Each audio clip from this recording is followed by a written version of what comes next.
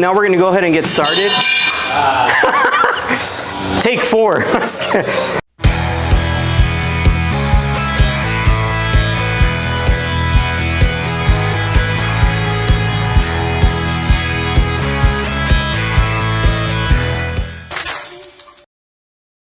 What's up, you guys? Welcome back and welcome if you're new. In today's video, we're gonna be installing a long travel kit onto my Tacoma. This is gonna be awesome, and I'm gonna be having my good friend Jerry do the install. So if you guys are interested on exactly what we're gonna be installing, make sure to stay tuned. And if at the end you wanna go ahead and purchase this, it's gonna all be in the description box below. Let's go ahead and now get into the video and show you guys. Now we're gonna go ahead and get started. I'm gonna be explaining a little bit on what we're gonna be installing up front right here, and then we'll show you guys.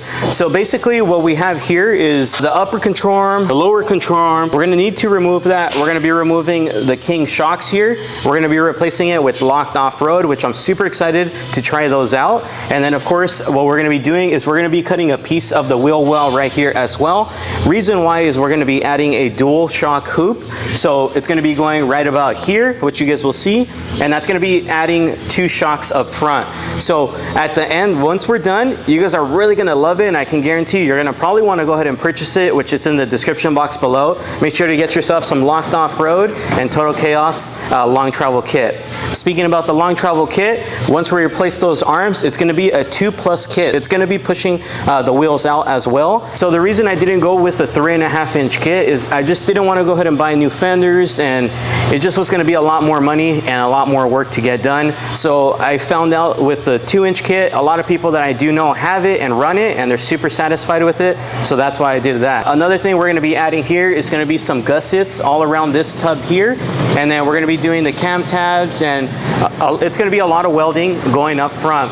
But once we go out and test it out, which down the road we'll do a review video on it, I'm going to jump the truck, I'm going to test it, I'm just going to abuse it. I know a couple of people that run this exact kit and they're really satisfied with it, so I know I will be too. And then for the rear, once we get to it, we'll explain to you guys what we're doing back there. But this is going to be a long day, but a super exciting day as well. Let's get to it. So before we get started, I'm going to go ahead and show you guys what we have here on the table. So starting off with the front, these are going to be the locked off-road long travel shocks right here. And then of course right here next to them are going to be the bypasses. You're going to see how that looks once it's on the truck, but this is going to be an awesome look and it's just going to perform very well. You guys will see. And then what we have right here is going to be the Total Chaos 2+ long travel kit. It's going to be awesome. It's going to go along with these locked off-road shocks. And cool thing about this bad boy right here, as you guys can see, it does have for dual shocks, which once you guys see the look of this, you guys are going to be really happy about it and you're going to want to do it for yourself. And then what we have right here is going to be the Marlin Crawler gussets. This is going to be for the cam tab, and then this is going to be for the coil buckets. You guys will see what that is for. And then what we have right here is the Total Chaos hoop, which is going to allow us to run 2 shocks up front. And then these right here are from CVJ axles. These are going to be the long travel axles that we're going to pair with this bad boy here. These tabs here are going to be for our rear shocks. The reason we're adding brand new tabs because my Tacoma does currently have them, but the thing is on that, my rear has 12-inch smooth bodies and we're going to go with 14-inch now. So we're going to need to replace the tabs at the bottom. That we're looking at is also from Locked Off-Road. These are the 14-inch triple bypasses. And what we have down right here is going to be the brand new leaf pack from Archive Garage. If you guys are interested in this leaf pack, make sure to let me know in the comment section below or go ahead and send me a DM. It's not on their website yet, and you guys already know on Archive Garage, any of their products are always super high quality, so I'm excited to be running their brand new leaf packs that they're coming out with. So if you guys do want one, let me know. But these are going to be all the parts that are going to be installed. You guys will see it once we install it. Trust me, you're going to want to do this to yours.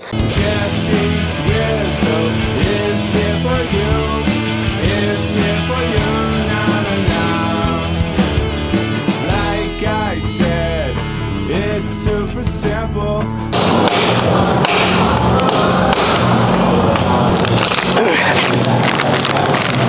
That's how we pull it out. Just like that? So you're saying I was too slow? Oh yeah. You're already on the going great. Oh, damn. So now that everything is pulled out, we're ready to start kind of building this thing together.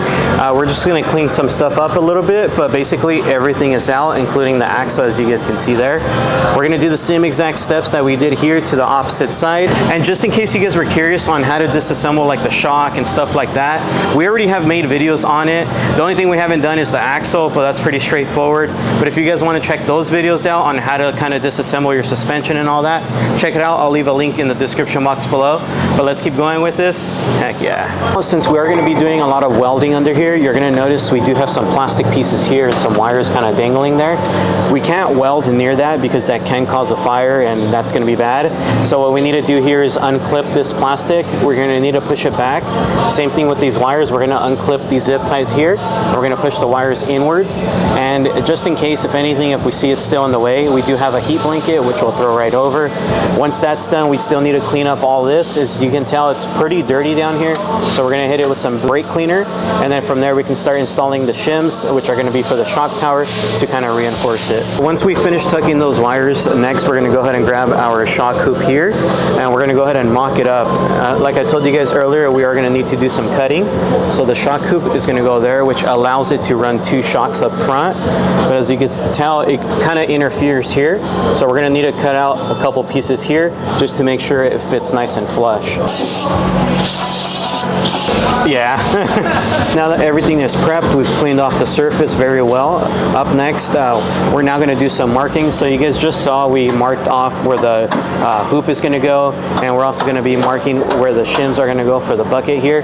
And then from there, we can start welding. Like I had told you guys, this is going to be a long process, and this is very custom as well. So that's why I'm not making it a how-to video. This is more of just kind of see as you go. And if you guys do want to do it, make sure to hit up Jerry.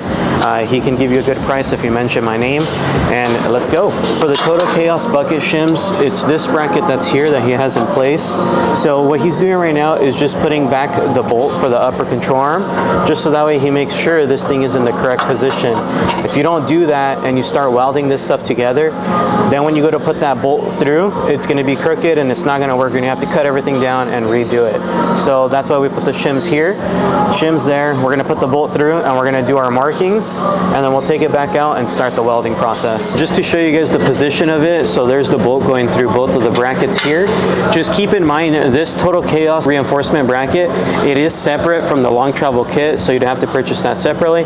Keep that in mind. It's an option. I just recommend getting it just to make sure everything is nice and sturdy, especially if you plan on jumping this thing. You want everything to be nice and secure. Just to show you guys, everything is now prepped, sanded down. Same thing with this side. We have the bracket there. So we're gonna go ahead and start welding. JesseRizo is here for you. It's here for you now. Like I said, it's super simple. Please feel free to subscribe. While Jerry's prepping everything, I do want to give a big shout out to the companies that made today's video possible. Big shout out to Jerry, of course, BeastFab. His information's in the description box below. Make sure to check him out.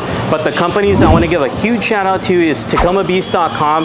That's where we got the Total Chaos, a long travel kit from. So a huge thanks to them. And then I do want to give a shout out to Locked Offroad, which that's where we got all the suspension, like the shocks and all that. We got it through them.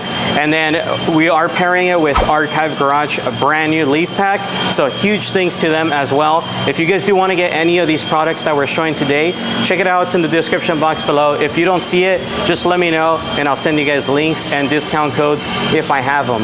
And then one thing I did want to show you guys, which I don't have it today, but we're going to be doing a future video on, is we're going to be installing some Locked Offroad hydro bumps for the rear, and we also have a bottom plate that's going to go with our Archive Garage leaf pack. Let me show you guys what it is. If we're to look back here right now, I just have Duro bump stops. We're going to be removing those. We're going to be removing this, adding a Locked Offroad hydro bump, which is going to act like a mini shock right here, and then at the bottom we'll be adding a Archive Garage plate. So that's just going to make the ride in the back a lot more smoother than it already is going to be. So I'm super excited about that, and I'm happy about Archive Garage being a part of this project, because now everything back here is going to be Archive Garage. I mean, this is them, this is them, this is them, and it's just everything's just going to tie in nicely and just look really good, drive really good. I can't wait. I'm going to be doing a review video down the road as well, which that one's going to be super exciting to film, because I'm going to get to actually test it out. I'll maybe do some jumps there, who knows, you guys will just have to wait and find out. So make sure to be subscribed, stay tuned, turn on those bell notifications. Let's get back to the install. Now that we have the plates installed right there, we have them all nice and welded. Up next, we're going to start working on the dual shock hoop. That's just going to allow me once again to run 2 shocks up front, which you guys are going to see it. It's going to look super crazy up here, but that's what we're going to be working on next. We have to sand some stuff down, start putting the brackets together just to get this to work.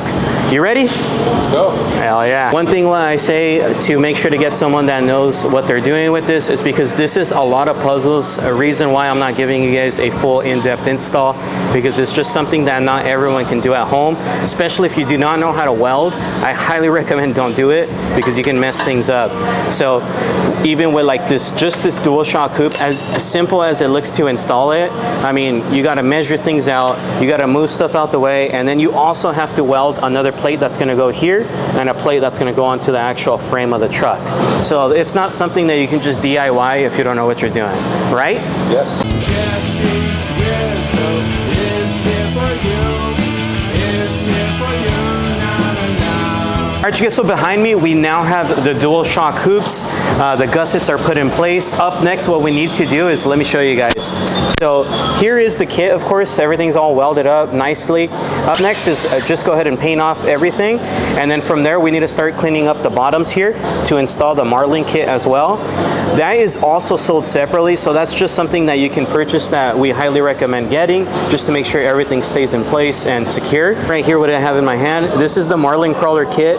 This is just gonna kind of gusset our cam tabs here. So this kit here that I have in my hand, we're gonna need to weld it on. Right now, we're just kind of mocking it up. We're gonna still need to clean everything up, and then we'll weld it on and paint it. But I do wanna let you guys know, this here is separate, so you would have to buy it separately, but we do recommend purchasing it. One more thing I did want to tell you guys, you probably notice on some of the parts they're slightly painted. We still need to repaint them to make it look clean, but I did want to tell you guys, we are using Steelit. So with this here, even though it's painted already, you can still weld on top of it. So keep that in mind, just in case someone out there is curious as to why they're painted, that's why. So this is some good paint here. It is expensive, but it works well. If you see here, weldable. So for those of you guys that are curious and asking why it's painted, that's why. For the marling crawler, it's going to kind of box this in here, so that we already kind of have it mocked up. We've already sanded it down, so now we can prep that for welding. And then on this side, you're going to have a big plate like this, which is going to go something like this. So right now we also need to kind of sand down the area so that way we can prep it for welding. But like I said, I mean, this thing's going to be very well secured. So we'll see. JesseRizo is here for you. Is here for you. Na, na, na. Like I said, it's super simple. Please feel free to subscribe. Now that we have everything kind of in its place, right here we have everything welded on, as you guys can see, right there and right here. We just gotta let this cool down now, and up next what we need to do is clean off the surfaces one more time, and then from there we could go ahead and respray everything, just kind of make it nice and pretty, so start painting. And then from there, now we could go ahead and start reassembling everything. And the same exact steps that we did on this side, we need to do on the opposite side, and basically it's exactly the same thing. The only thing we have left to weld is gonna be the actual limit straps, but those, they're not gonna be installed until after we install the suspension and everything, so that way we can cycle it and see where the limit strap is gonna have to be placed. But as far as right now, everything's done. We just need to clean up, paint, and go from there. JesseRizo is here for you. Is here for you. Na, na, na. Like I said, it's super simple. Please feel free to subscribe.